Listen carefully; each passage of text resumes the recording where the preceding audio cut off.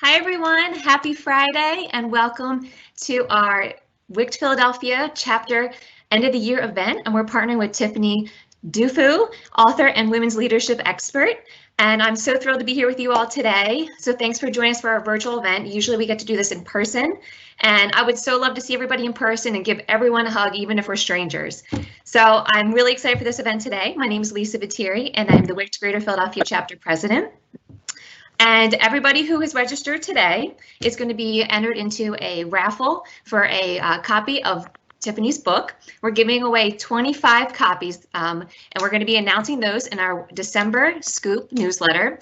And that newsletter is going to be going out December 17th. So don't miss that. Make sure you read it. And I just love this image right here. This purse is like my purse, and it's like my main bag, but all my bags kind of look like this. You got the applesauce for either yourself or the toddler that needs it. And yes, I'm not afraid to admit that I actually eat those applesauces too, and they're really good. So I'm sure most of you can relate to this bag, just juggling multiple balls in the air.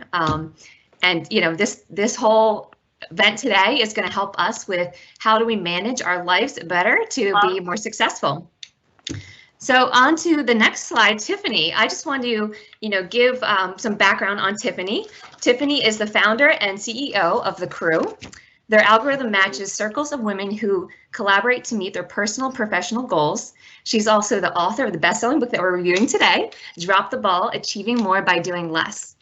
She's also named to Entrepreneur's 100 Powerful Women and Fast Company's League of Extraordinary Women. Tiffany has raised $20 million towards the cause of women and girls. Awesome job, Tiffany. She was a launch team member to Lean In and chief leadership officer to one of the fastest growing millennial professional networks, Levo. Prior to that, Tiffany served as a president of the White House Project, also as a major gifts officer at Simmons University, and as an associate director of development at Seattle Girls School. Tiffany is also a current member of the Women's Forum New York, Delta Sigma Theta Sorority Inc., and a lifetime Girl Scout. She serves on the board of Girls Who Code and Simmons University, and currently lives in in New York City with her husband and 2 children. So Tiffany, thanks for joining us today. I know for me personally, I try to do more to achieve more, and I know that recipe needs to flip, and that just gets exhausting. So thank you again for sharing all your insights with us, and I'd love to turn it over to Tiffany and get started. Thank you everyone for attending today. Thank you so much for that great introduction. One of the people who I respect so much is a woman named Marie C. Wilson, and she taught me that you should always introduce a woman in such a way that she will want to know herself. And so I was listening to that thinking, me? Is that me? Who are they talking about? Thank you so much. My life's work is advancing women and girls. If you didn't already figure it out from that bio that Lisa shared with you, it's pretty much why I'm on the planet. So my life is fairly simple. I know what's on my tombstone, and on most days I'm just kind of project managing my life backwards. Right now, I feel really lucky that I get to execute my purpose as founder and CEO of The Crew. And as Lisa explained, we match circles of women who collaborate to meet their life goals together. And I'm also thrilled that I get to execute my purpose here this afternoon with all of you. So I'm going to share a little bit for the next 40 minutes or so, 35 minutes. I've got my timer here. I'm a preacher's kid, so I need some accountability.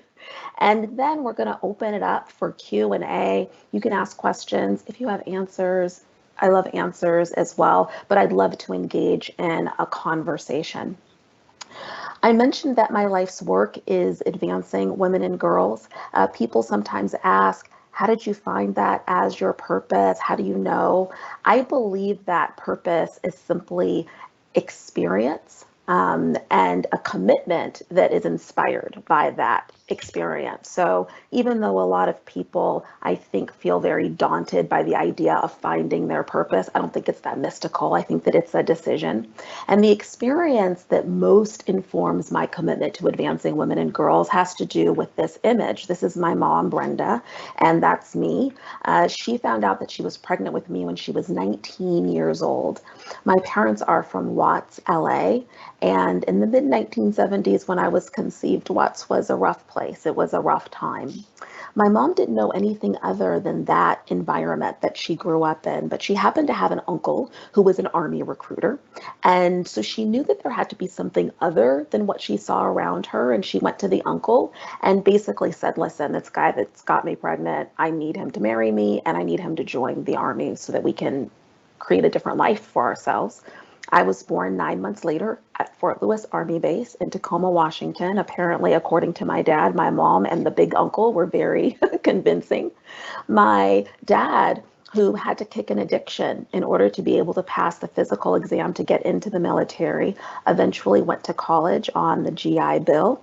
He earned a PhD in theology.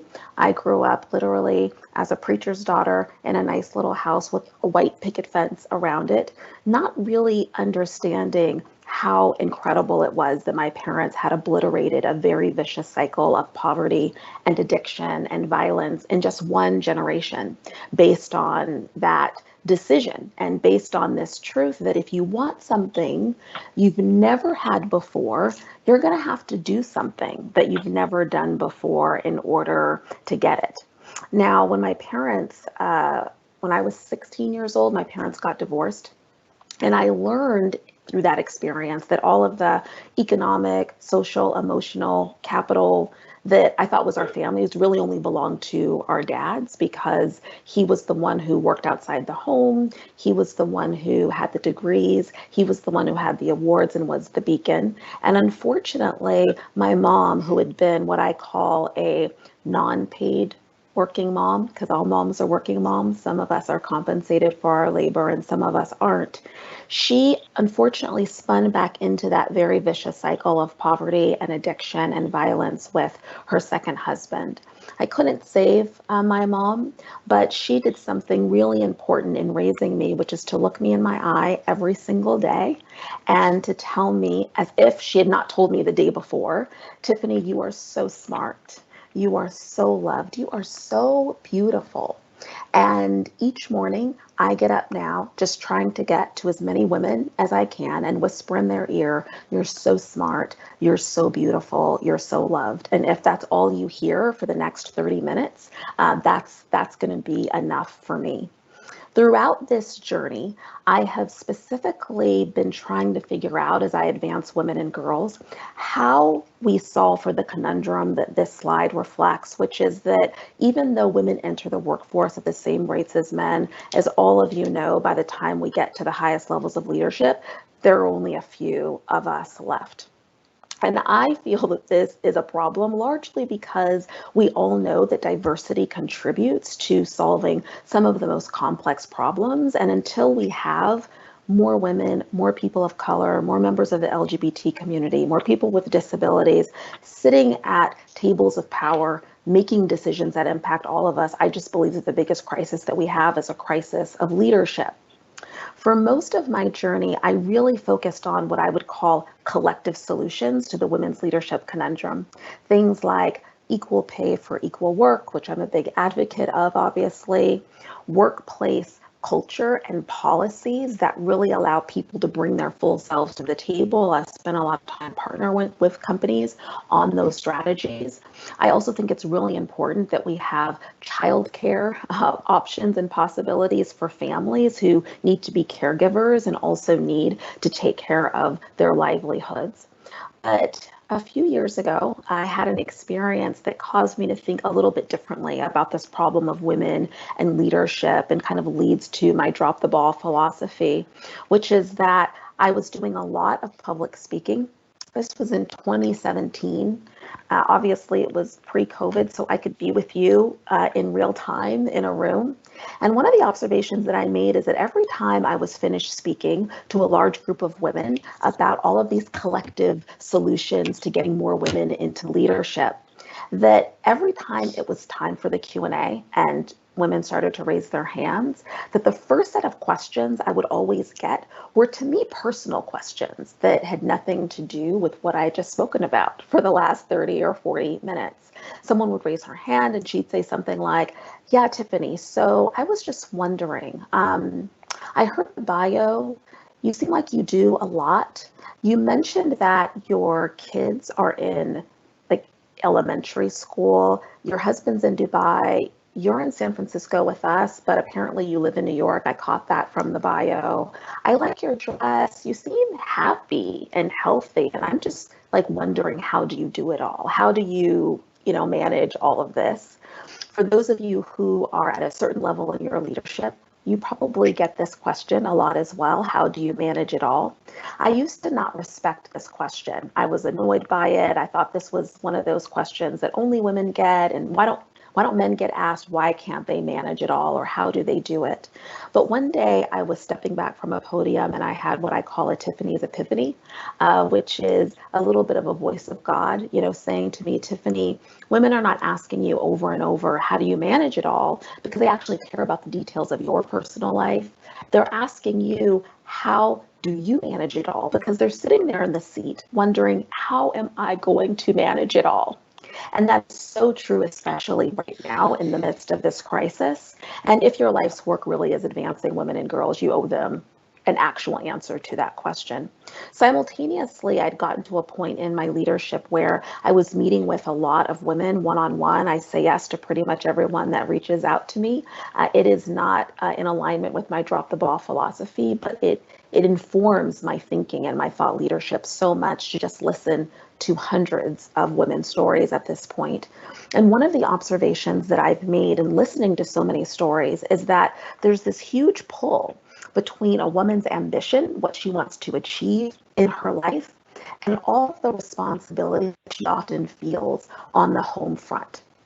I should say that this is not necessarily only a problem or challenge for working women who have children, for example. I've spoken to people who are first generation college students. They're very early in their career. Their families have sacrificed a tremendous amount in order for them to be able to get to where they are. For some of them, they have economic responsibility to their families. And I remember that circumstance of being a young professional in my 20s, paying my mother's rent while I had colleagues at work for whom their parents were paying their rent or their mortgage. And so they feel an enormous amount of pressure. I've connected with women who don't have any children, may or may not be partnered, and they end up feeling a lot of pressure because it turns out if you're a woman in our society who chooses not to have children and you actually make this information public, people assume you must not have anything else to do. So you end up with what I call auntie work. Oh, you can give that to her. She can manage it. She can take care of it. And so it didn't really matter what the circumstances were. We were all just feeling this pressure. So I decided that I would go ahead and I would answer the question of how I've been able to manage it all. But in order to do that, I needed to be really honest about my own journey. And the reality is that I did not come up with some amazing philosophy on how to drop the ball. What happened was that I got to a point, I had a life experience in which all of the balls came crashing to the floor. I was no longer able to juggle all of the demands, and I had an epiphany related to that. For me, it was the birth of my first child that caused all of my balls to come crashing to the floor. For you, it could be you finally got the promotion of your dreams and learned that it's a lot harder to be the boss than you thought it was going to be. For some people, it's a diagnosis. For many women, right now in this moment, it's the viral pandemic, the economic recession, the lack of childcare, the homeschooling, all of that has caused a lot of us to feel enormous pressure and for balls to come crashing down. And my observation when that happened to me was that Armageddon never hit. I used to be this person who was terrified of ever dropping a ball. In fact, dropping the ball to me was a bad thing to do. It meant that I was making a mistake, that I was failing to take timely action, that I was disappointing myself, my family, my community. I know this sounds exaggerated or dramatic, but in my case, I actually felt that I was disappointing the entire Black race, as in, if I mess this up, they are never going to hire another Black person again. Well, when all of my balls came crashing to the floor, I noticed that I didn't get fired from my job. No one called to tell me that they didn't love me anymore, that they weren't going to be my friend because I didn't respond to the text message or I didn't show up to the party. The NYPD didn't come to my home and read me my Miranda rights because I had all of these tickets for alternate side parking and not moving the car because I was always rushing to relieve the babysitter. And so I never had time to move the car. So I began to question, why is it that I felt so much pressure? Why do we feel the pressure that we do right now? And I decided to reappropriate the term. So for me, dropping the ball means that I've released these unrealistic expectations of doing it all to begin with, that I figured out what matters most to me, what my highest and best use is, and how to engage other people. This is so important in our lives in such a way that we can really create lives that we're passionate about. And I want to share with you the 3 biggest balls that I had to figure out how to drop that I think all of us could do without in order for me to do this. And I hope that you can take some insights from it. The first ball that I had to figure out how to drop was this unrealistic expectation about who I was supposed to be. So it turns out that all of us enter our lives playing certain roles. If you were assigned girl, your first role was probably daughter. If you were assigned boy, your first role was probably son. If you had siblings, you became a brother, a sister, a friend, a student, a worker, a boss, a manager, a citizen, an immigrant. There are all of these roles that we play, a wife, a mother. And one of the observations that I've made from listening to hundreds of women's stories is that even though we're born in different parts of the world, to different cultures, different values in our family, somehow we ended up with very similar job descriptions for what it means to be a good anything. So if you took your role and you turned it into a job description, they're all very similar. In the job description for what it means to be a good sister, I'm the oldest of 4 girls. For me, there is a line that says you need to respond to your little sister's text messages within 2 minutes. Okay, there's probably a text message from one of my sisters right now saying that they need something. Yes, I need to Venmo $100. Okay. In the job description for what it means to be a good mom, there is literally a line that says you must aspire, you must be physically present when your child takes their first steps. I can't tell you the number of women who have met with me, they're really stressed. They know that as soon as the plane takes off or the train rolls out the station for a work event that they have to attend, that their child, who is about a year old, is going to start walking. They will have missed the event. It will have meant that they're a very bad mom. Now, by the way, none of the moms that I asked this question can tell me that they remember who was there when they took their first steps, but apparently this is a very, very important moment in the life of a child. Okay. In the job description for what it means to be a good husband or a good father, there's a line that says you should aspire, aim for being a breadwinner at all costs, even the cost of meaningfully engaging with your family. That's one of the prices that society expects for men to play. And I hope somebody writes a book about how men can drop that ball, because I think it would make women's lives and everyone's lives a lot simpler. So one of the things that I've really had to explore is, where did this job description come from and how can I really manage it? My job description came from my early childhood. This little cartoon image is basically what my mom looked like my earliest memories of my mom, except she had like darker skin and different hair. She was basically in the kitchen all the time.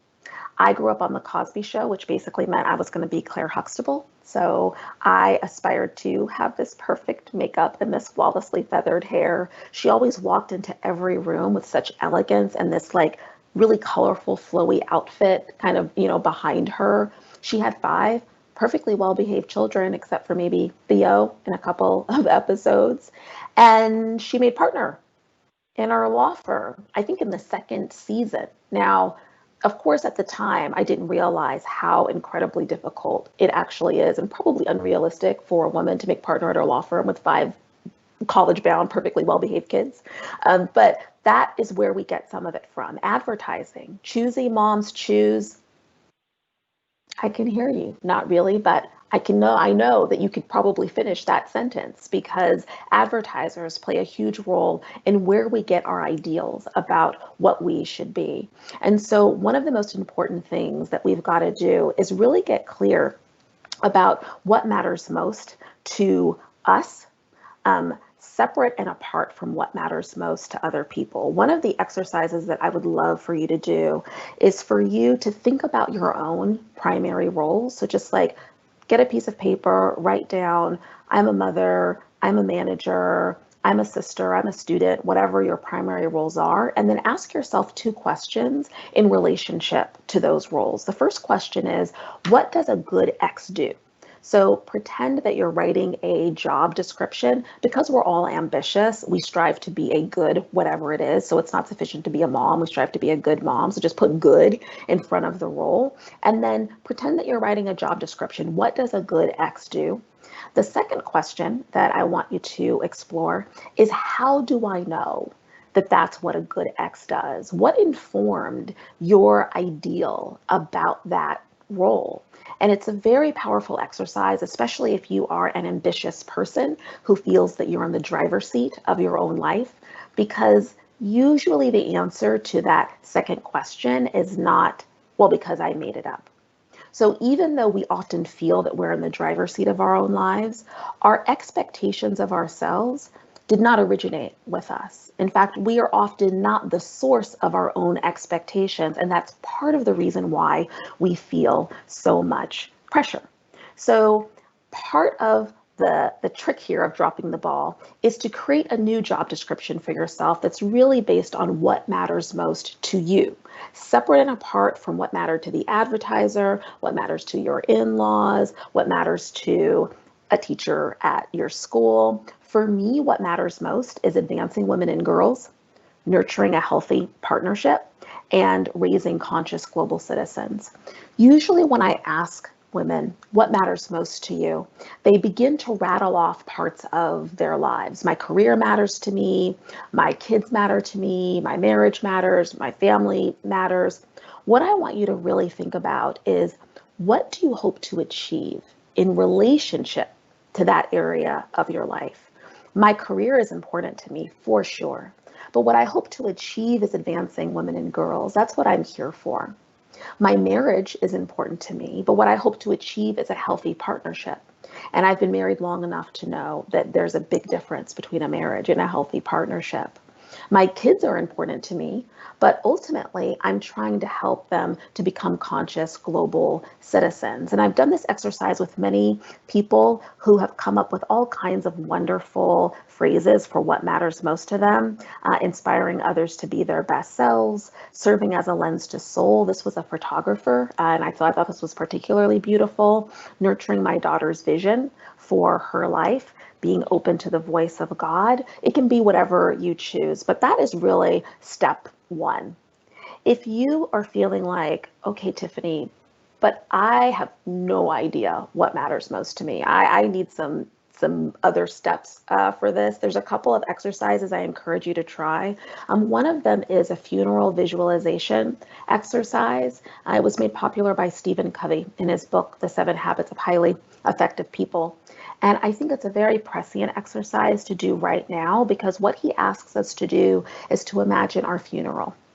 And I think it's prescient right now because literally there are people losing their lives in this country and all around the world, and doing some reflection on the end of your journey and what you would want people to say about you. So imagine a friend, a family member, a coworker standing up and eulogizing you. What would you want them to say? It's a wonderful exercise because usually the answer is not, well, I'd want them to tell everybody that I got a lot of stuff done on my to-do list today.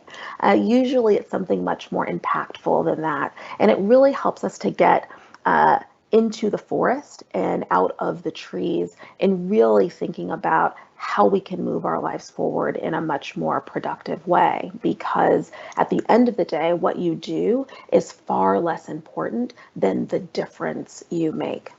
If you're still feeling like, I just need to get more help. Another exercise that I love to guide people through if they have the bandwidth to engage others is one in which you go to various people in your life, 7, 8, you don't need more than 9 or 10 people. And it's important that there are people who know you in different contexts. So maybe someone who knew you as a child, someone you work with, a family member, and just ask them to share a time, just explore a time when they experienced you at your best. So you're effectively asking them to do some storytelling. And then it's really important that you be quiet.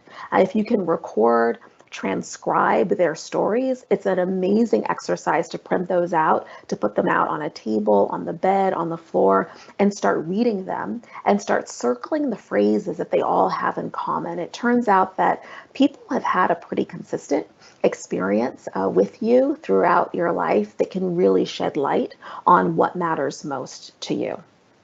The second ball that I encourage us all to drop is this unrealistic expectation about what we're supposed to do. I once did a workshop with a group of women. It was supposed to be a time management workshop, but we actually didn't get that far because the first exercise I asked them to do was to imagine all of the things that they expected to do or complete in an ideal day.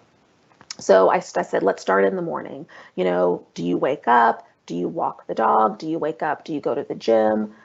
Do you do what I do on a lot of mornings, which is open my eyes and imagine how I should be at the gym for like 20 minutes? But either way, that takes time if that's what you do as well. Getting dressed, grabbing the paper if that's part of your routine, or, I scroll my newsletter feeds, preparing for meetings, all of the calls. If you're helping someone with homework, every little thing until you can't imagine anything else. And then I asked everyone to add in how much time they thought it would take them to complete each one of those items, and then to sum the total at the bottom of the paper. And of course, this was pre-COVID, so I was able to walk around the room. And one of the observations that I made that led to this other Tiffany's epiphany was that everyone, after they summed their total, had more than 24 hours, which is all we have in a day, at the bottom. And I also noticed that some women didn't put sleep on the list because I had started with waking up in the morning, and they still had more than 24 hours worth of things that they were supposed to have completed in an ideal day. And my Tiffany's epiphany was, oh, no wonder we all feel like we can't get it done on a daily basis. It's because what we imagine we're supposed to be getting done is humanly impossible to do, to get all of that done. And so really creating strategy screens that help us filter what we can, what we should do is going to be really important here. And that's why the first step is getting clear about what matters most, so that you can move on to the second step, which is really figuring out how to leverage your highest and best use.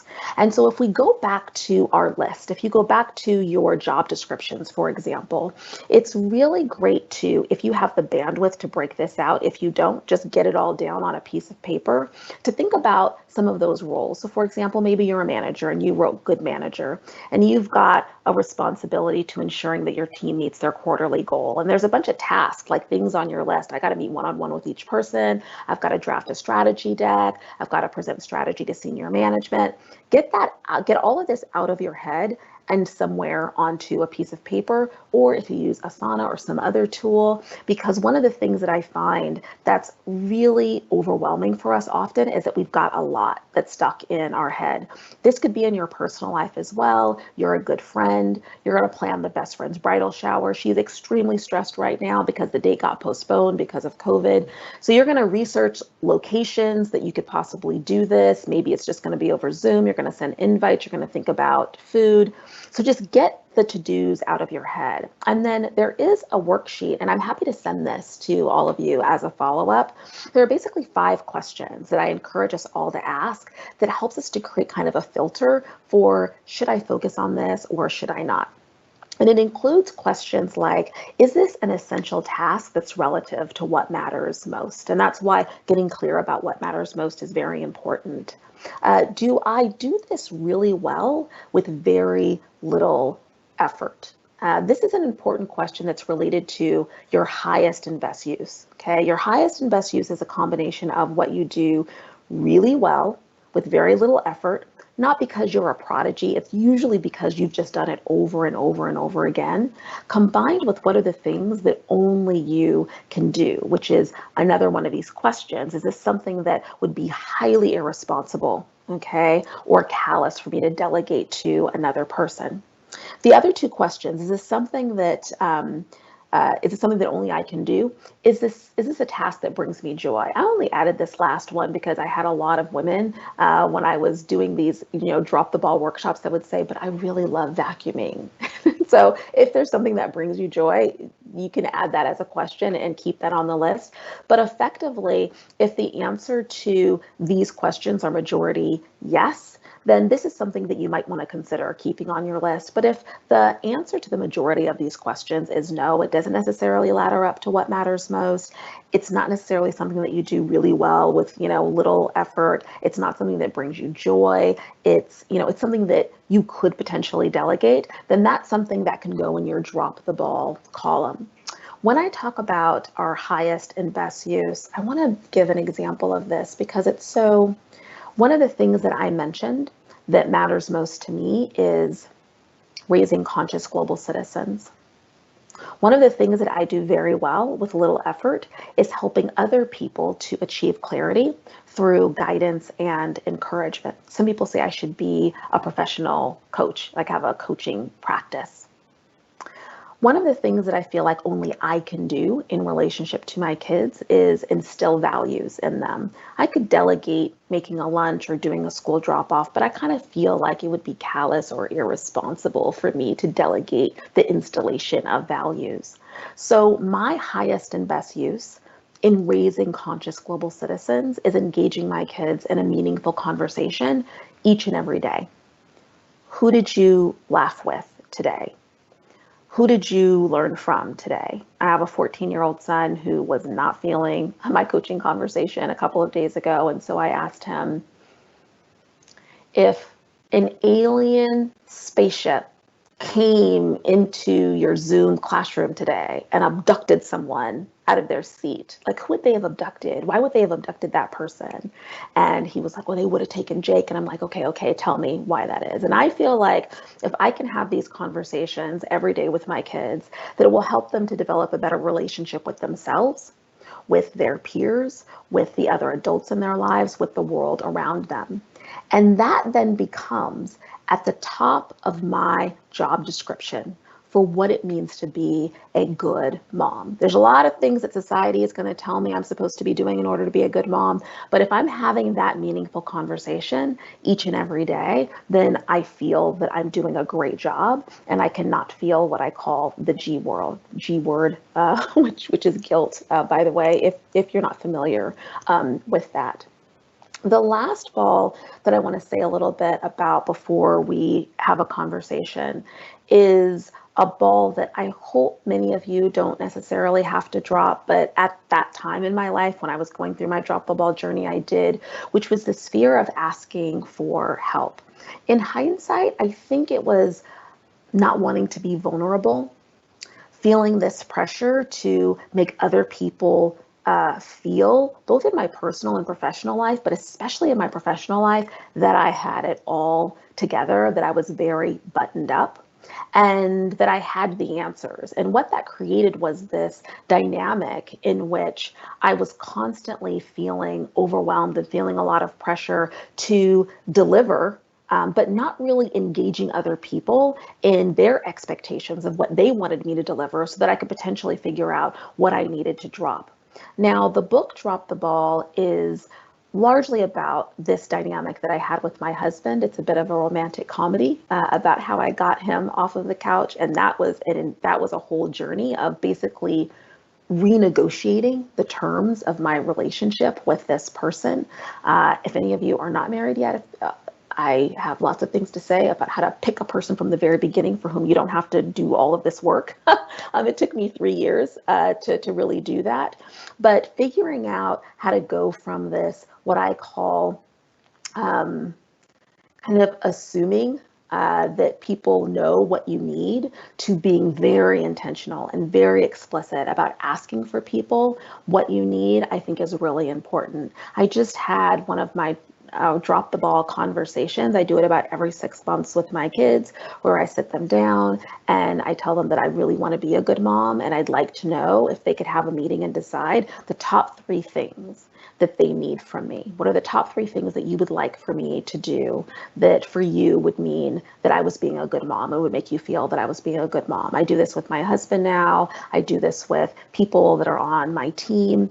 It's such an important exercise in asking for help, because what you will discover 9 times out of 10 is that other people have far lower expectations of you than what you have. My kids, for example, said, I would like for you to continue making scones on the weekend. They want a little bit more YouTube and Fortnite privileges, which, to be honest, I'm happy to grant, because I'm really busy and that's who's going to be parenting them right now during this, pandemic. So that is an important part of the journey, is who are you asking for help? If somebody asks you, can I help you with anything? You should always have an answer to that question. And for the past decade or so, I would say that the group of people that have really helped me and that I've been very intentional about getting help from are my crew. This is a group of women who know what my ambitions are. They know what I want to achieve in the world. They help me to create a plan for doing that. And they inspire me, but more importantly than anything else, they hold me accountable. They hold my feet to the fire for what I said I was going to do. And I've launched a company called The Crew, because I believe that every woman needs to have a group of people like this in their life. And if you don't have one, please reach out to me. But, the most important thing, I want all of you to know is basically what my parents taught me, that I shared with you in the beginning, that if you want something you've never had before, you're going to have to do something that you've never done before in order to get it. And just one baby step today, if you could think about, what can I do just today that I've never done before in order to help myself achieve more by doing less, help myself lower some expectations and figure out what I can drop the ball on, but also how I can give other women in my life permission to do the same, I think is an act of feminism at this point, I think makes all the difference. So I'm going to stop talking right now, although I could go on, because I want to engage in a conversation with you. And I don't know if you all have been doing any of these kinds of events lately, but I've been literally staring at a screen, and would love to get some human interaction. So I'm going to stop sharing so that we can talk. Hi, Chelsea. Hi. All right, so we've had a couple questions come in. Again, if you have any more, please just drop them in the Q&A chat, and I'll go through and ask some questions to Tiffany. So one, you just mentioned that if anybody needs support or someone to talk to you, to reach out. So what's the best way to contact you? I'm at tiffany@thecrew.com. And I don't know if you can see this behind me. Hopefully you can. It's CRU, thecrew.com. Tiffany@thecrew.com. That's my email. That's my real email, by the way. People are like, is that your real email? Yes. Awesome. Wonderful. So another one. So what if we don't have that breaking moment when the ball drops? Like, how do we check ourselves and get us back on track? Yes. So there are all kinds of small interventions. This is assuming that if you're not at a breaking point, you at least feel like it's possible for you to get there, and you're basically trying to be proactive and trying to avoid that. One is through just kind of taking moments and breathing. And I know this sounds so simple, but we've actually instituted this, and I encourage every company to start instituting this at the top of every meeting before the leader of the meeting launches into whatever it is that we're going to discuss. We actually have started taking moments to just breathe. So everyone closes their eyes and we take 3 deep breaths. So just start there. The second thing that I really encourage is, when you get into any moment where you're feeling stressed or you're feeling overwhelmed, reach out to someone. Right now in our homes, it's a bit easier sometimes to reach out to a family member. I've got a few people who are on text message for me. So if I'm feeling kind of stressed or overwhelmed, I'll reach out to them. I also mentioned to you the power of affirmations. My mom used to tell me every day, "You're so smart and beautiful and loved." And I'm going to pull off screen just for a second because I want to grab you my affirmations. So I still use affirmations. Okay. People are gifting you all the time. They're gifting you insight all of the time. Whenever someone says something positive or encourages me, I basically write it down on these little cards. And then my daughter, who's 11, will like take them and like draw pictures and stuff on them. But for example, I, at the top of COVID, needed to raise another round of capital for the crew. I was very stressed about this. First of all, women like me, Black female founders, we get like 0.06% of venture capital. There's a viral pandemic, there's an economic recession. And I was talking to one of my investors, Karen Klein, and I was asking her, "Karen, tell me the truth. Do you think that we can pull this off?" And Karen looks into the camera and looks at me and says without skipping a beat, "Tiffany, if there's a founder who can raise right now, it's you. You're top 1%. Now, this line is probably from some VC handbook they have on pep talks to founders, but I totally bought it. I thought, I'm going to believe that. I wrote it down and I put a sticky on the back and I pasted it right to my laptop. And it made all of the difference in the world for me because 1%, of course, is greater than that 0.06% that would have been my other expectation.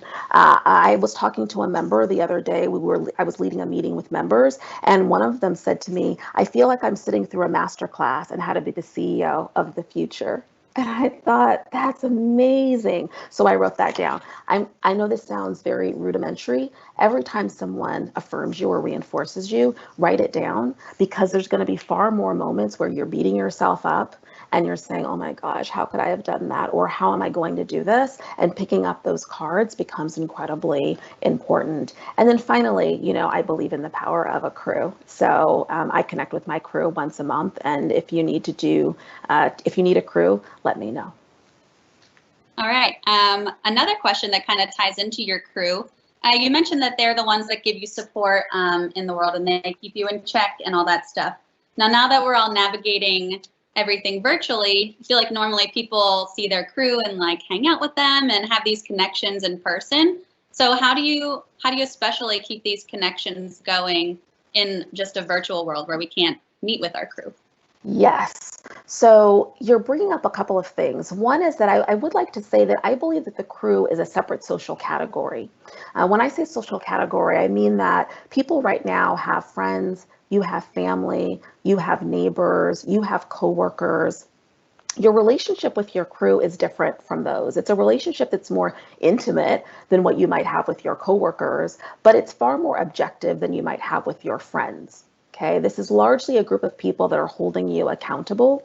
And so the kind of chemistry, synergy that you often feel, and especially women feel in social groups that they need to have with their friends, you don't necessarily need to have with your crew, which is why our virtual world is really great for cruise ship because you don't have to worry about the commute.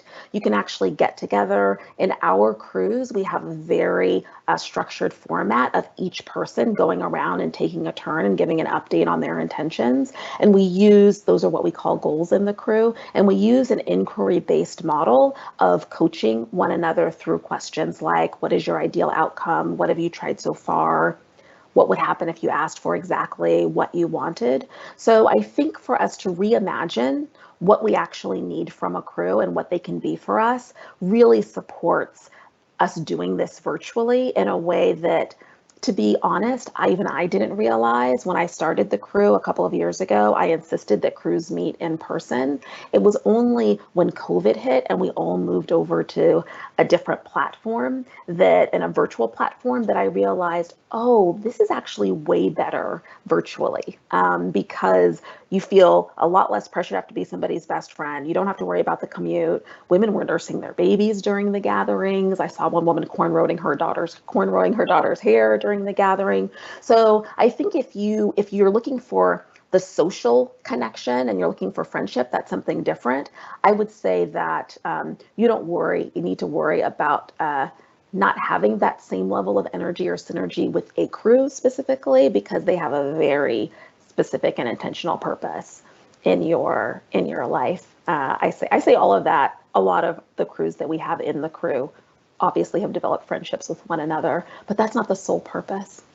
I hope that helps. Yeah, very helpful. Another question. So can you talk a little bit more about how to pick the right life partner from the get-go?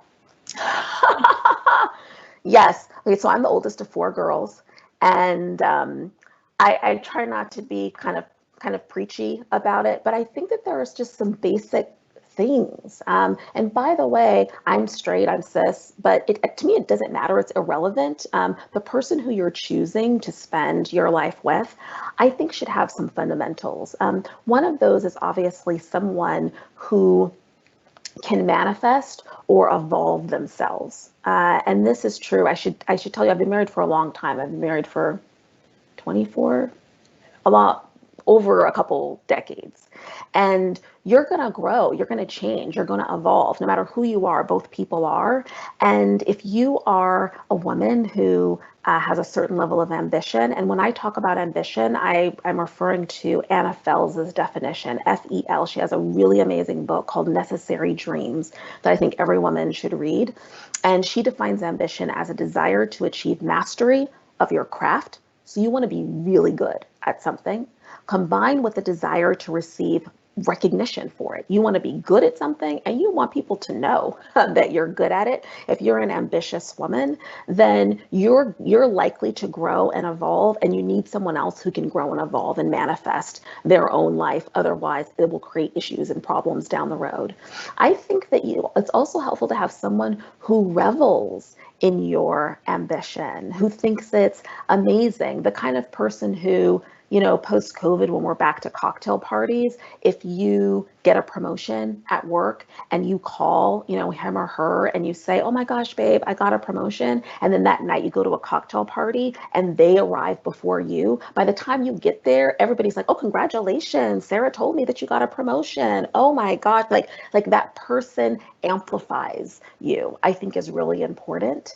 And then ultimately, I think the last thing is that the two of you have come together for some greater purpose than just yourself.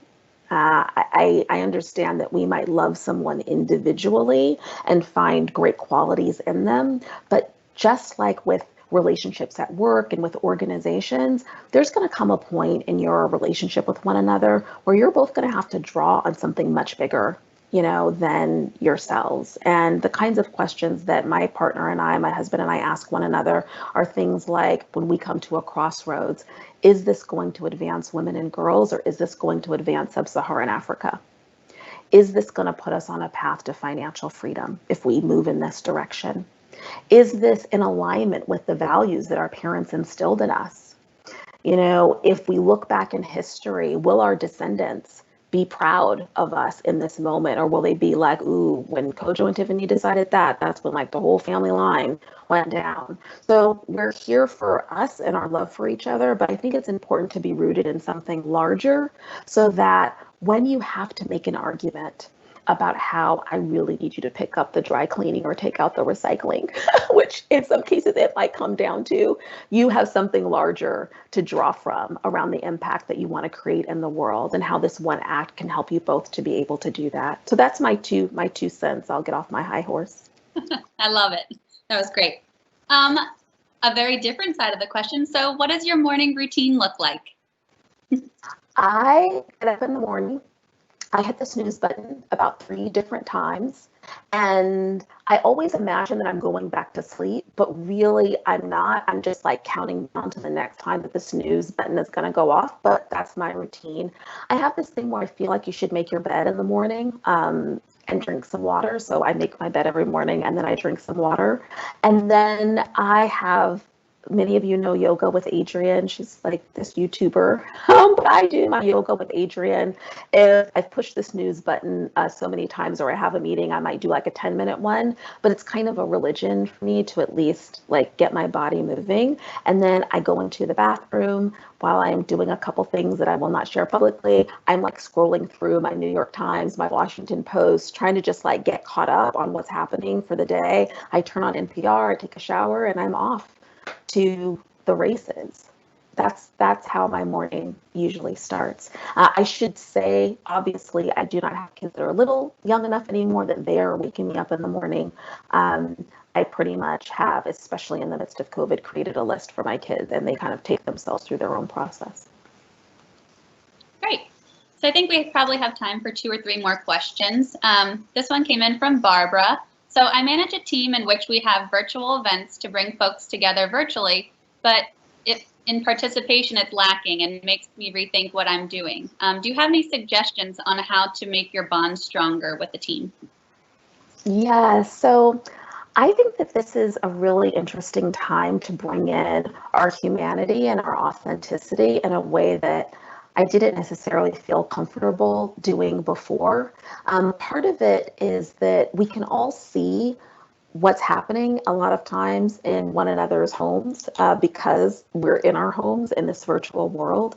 But I try to bring in the practices that I'm using and what brings me joy. So for example, I gave an example of I've been trying to use meditative practices and breathing exercises. And so I brought that into meetings and I have us all start there. And it gives people a sense of we're either relaxing or we're moving into a different space.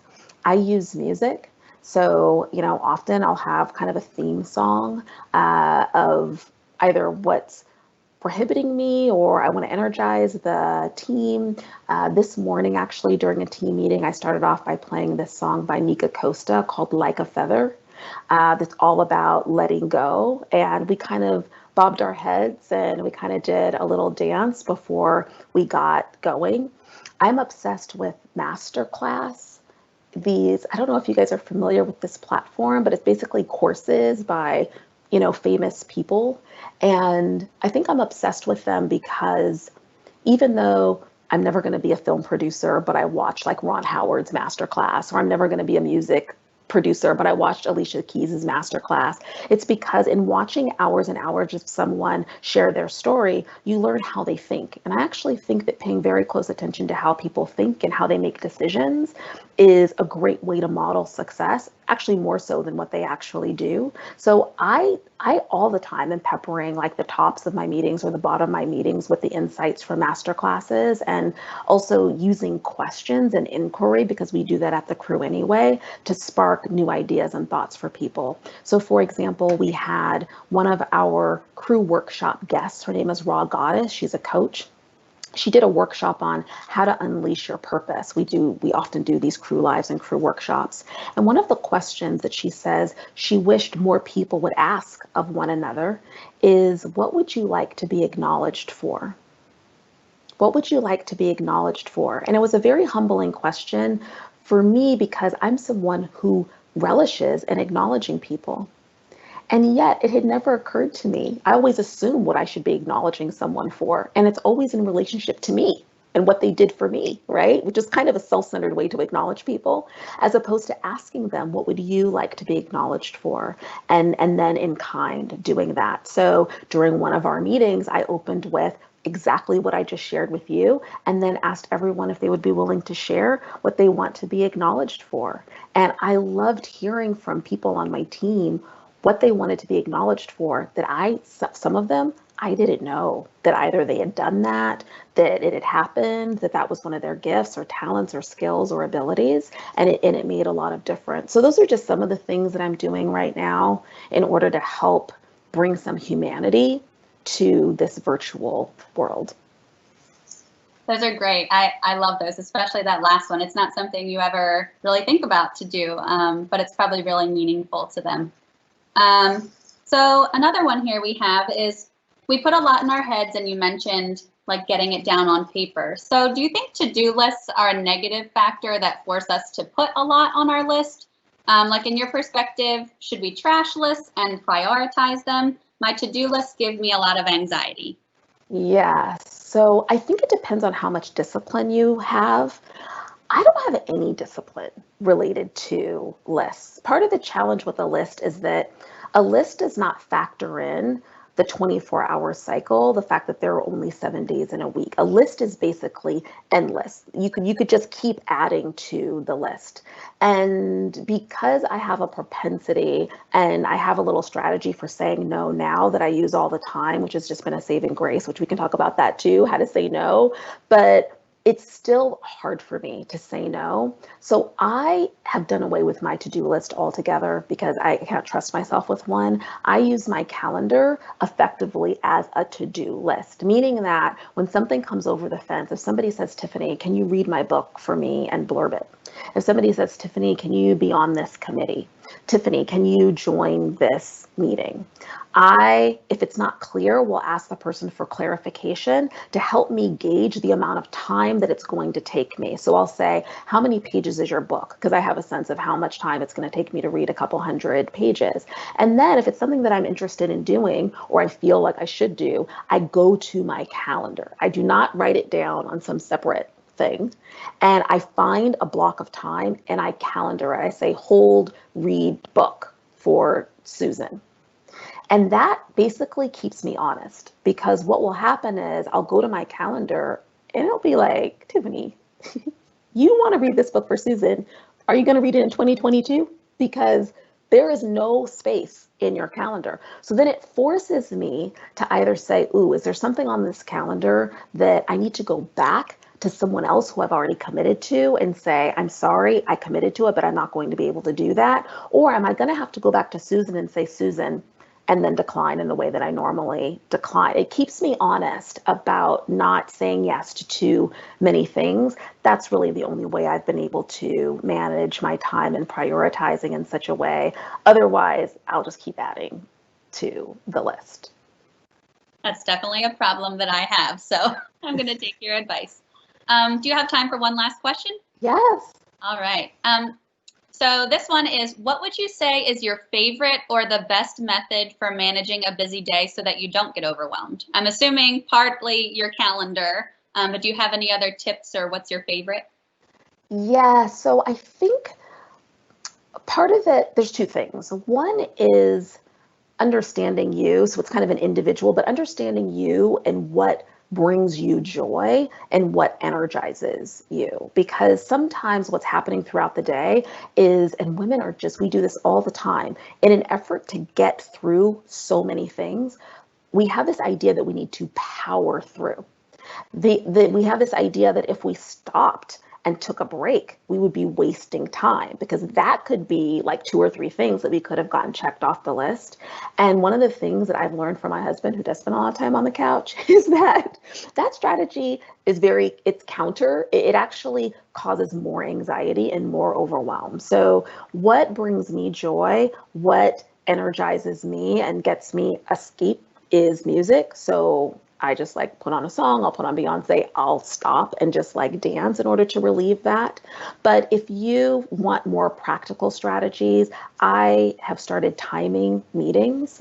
So I like have 30-minute meetings. I never have an hour meeting, formal meeting anymore because I always need time after the meeting to do the things that I said I was going to do in the meeting. I don't know if you have this dynamic where you schedule these hour-long meetings and then you're in meetings all day and you say you're going to do all these things to all these people in the meetings, then it comes to the end of the day and you have this long list of things that you said, I was going to make this introduction or I was going to get you this document and then you end up staying up really late, getting all of that done. That used to be my cycle in my life until I realized you've got to figure out how you're going to get your to-dos done during the day in between those meetings. So those are just a couple of things that I've done in order to ensure that I can take some pressure off. Awesome. That was all the questions that we had for you. Yay! I would say any last words before we close out? I have an African mother-in-law. My husband's from Ghana, West Africa. And when someone is struggling, one of the things that she says, it never feels good when she says it in the moment, but it's so true that if things are getting easier, it's probably because you're headed downhill. And so, really keep in mind that you only grow in discomfort. And that just when you reach your breaking point, that's often when the breakthrough is going to happen. I remember when I was giving birth to my first child, my mother was with me, and I got to a point in the labor where I felt like I was going to die. I mean, that's how much it hurt. And I said to her, Mommy, I think I'm going to die. And she said, What? I said, I really think I'm going to die. And she said, How do you know? And I said, It hurts so much. And my mom looked down at me and she got this huge beaming grin on her face and she says, That means the baby's coming. And, just to keep in mind that when you get to that point where you really feel like, I don't think I can take this anymore, that could be just the moment when the breakthrough happens. And again, I'm here for you, so reach out. Thank you, Tiffany. And thank you for everyone for joining us today to celebrate 2020. It was definitely a little different year for all of us. We really hope this gave you some inspiration leading into the new year. Again, thank you, Tiffany, for closing out 2020 for our chapter. We appreciate you, and I don't know about everyone else, but it left me leaving inspired, and I'm ready to make some changes. I'm definitely a person that always feels like I need to do everything to succeed, so I know I have some work to do. Again, we want to say thank you to all of our 2020 sponsors. These events would not be possible without all of your support. And to stay up to date on any upcoming events, scholarships that we offer, and all things WICT Philly, you can follow us on social media. We're on LinkedIn, Instagram, Facebook, Twitter, and YouTube. And this event will be posted to our YouTube channel after the event. Or you can visit our website at wictphiladelphia.org. We hope to see you at one of our events soon, and we hope that you all have a wonderful holiday, and we'll see you in 2021. Bye.